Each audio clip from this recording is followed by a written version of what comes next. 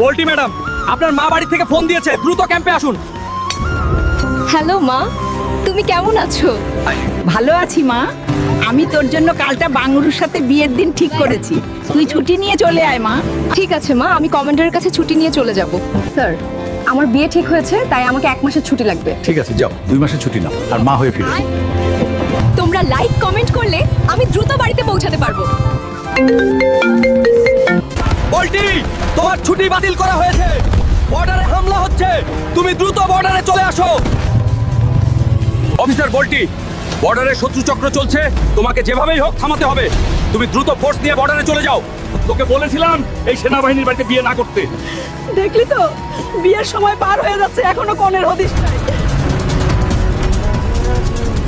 Boys, দ্রুত এগোতে হবে, না হলে শত্রুপক্ষ বর্ডার দখল দিবে। পোল্ট্রি ম্যাম, বর্ডার দখল করতে অনেক শত্রু ফোর্স আসছে। দ্রুত তাদের ঠেকাতে হবে।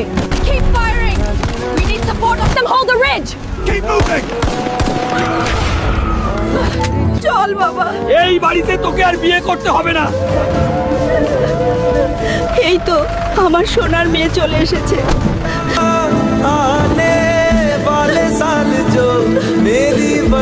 মা, তুই এইভাবে মায়ের কোলে ফিরবি আমি ভাবতেও পারিনি রে মা।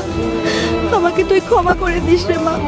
আমার মেয়ের আত্মার শান্তির জন্য সকলে ভিডিওতে লাইক দিয়ে কমেন্টে লাভ